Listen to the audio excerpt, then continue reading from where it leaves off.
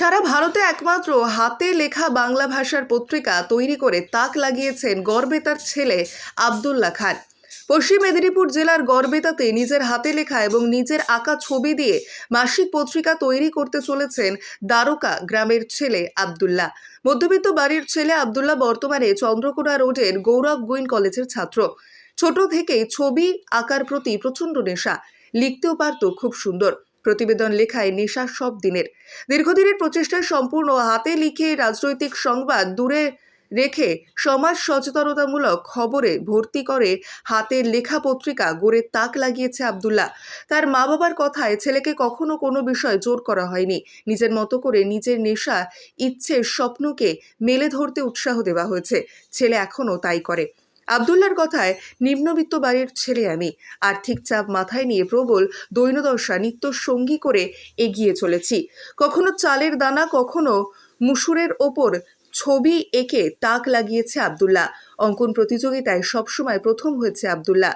ভবিষ্যতে আর্ট কলেজের শিক্ষক হতে চায় ছোট্ট মাটির বাড়িতে থাকা 21 বছরের আব্দুল্লাহ। তার স্বপ্নে উৎসাহ দিচ্ছে তার মা বাবা থেকে গোটা দ্বারকা গ্রাম। সারা পৃথিবীতে মাত্র 3টি পত্রিকা হাতে লেখা বের হয়, একটি ঢাকা থেকে, অপরটি দিল্লি থেকে, এবং 3 নম্বর পত্রিকার এই অধিকার পত্রিকা প্রকাশিত হচ্ছে গড়বেতা 3 নম্বর ব্লকের দ্বারকা গ্রাম থেকে। খুশি এলাকাবাসী। দেখুন, এটা সম্পূর্ণ আমার নিজের চিন্তাভাবনা থেকে। প্রথমত আমি বাংলাদেশের একটি আধার মানিক সম্পর্কে পত্রিকা দেখি, যেটা ওরা হাতে লেখা হতো, এবং ওটার যে ছবি ওটা সম্পূর্ণ প্রিন্টিং করা হতো। এবং দ্বিতীয় হিসাবে আমি আমার পশ্চিমবঙ্গ থেকে বাংলা ভাষায় প্রকাশিত অধিকার পত্রিকা, আমি আমার নিজস্ব পেজ, আমি সোশ্যাল মিডিয়ার মধ্যে প্রতি ইংরেজি মাসের 3 তারিখ আমি প্রকাশ করে থাকি। এই পত্রিকা সারা পৃথিবীতে কতগুলো এখনো পর্যন্ত বেরোচ্ছে? আমার জানা, যেটা দি মুসলিম উর্দু ভাষায় প্রকাশিত হয়, এবং বাংলাদেশে একটি আধার মানিক, যেটি গত 2 মাস অন্তর প্রকাশিত হয়, এবং প্রতি ইংরেজি মাসের 3 তারিখ প্রতি মাসে, অর্থাৎ মাসিক পত্রিকা, যেটি অধিকার পত্রিকা, আমি প্রকাশ করে থাকি। এই অধিকার পত্রিকা বের করানোর আইডিয়া সম্পূর্ণ তোমার নিজের? হ্যাঁ, সম্পূর্ণ আমার নিজের। পড়াশোনার ব্যতি রেখে এই যে পত্রিকার পেছনে সারাদিন সময় অপচয় করো, বাড়ি থেকে কোনো চাপ আসেনি কখনো? দেখুন, সাধারণ পরিবার থেকে, বাড়ি থেকে তো চাপ আসবে, কিন্তু স্বপ্ন পূরণের লক্ষ্যে নিজেকে তো নিজের স্থান করে নিতেই হবে। এখন তো বিভিন্ন সবাই চাকরির জন্য যে ইঁদুর দৌড়, সেই ইঁদুর দৌড়ে সামিল না হয়ে এই ধরনের একটা চিন্তা ভাবনা কীভাবে মাথায় এলো? দেখুন, চাকরি বর্তমানে একটা মানে ওটাতে করতেই হবে তেমন কোনো না। চাকরির আশপাশে অনেক কাজ থাকে। নিজে যেটা করতে পারবো সেটা করাটাই আমার মনে হয় ভালো।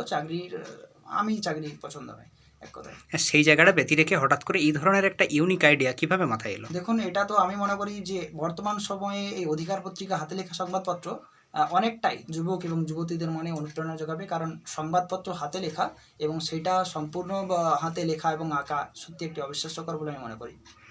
আগামী দিনে তোমার যারা ছোট ছোট ভবিষ্যৎ প্রজন্ম শিল্পী যারা আসছে আগামী দিনে, তাদের প্রতি কী বার্তা থাকবে? আমি বলবো যে তারা যেন তাদের লক্ষ্যে পৌঁছায়। কারণ লক্ষ্য যদি না থাকে, জীবনের শেষ সমাপ্তিতে হয়তো তারা পৌঁছাতে পারবে না, এবং প্রত্যেকের মনে একটা স্বপ্ন থাকা দরকার। সেই স্বপ্নের লক্ষ্যে পৌঁছানোটাই আমি মনে একান্ত প্রয়োজন, আর তাদেরকে সেটা করাই দরকার। আগামী দিনে তাদের উৎসাহ কীভাবে দেবে?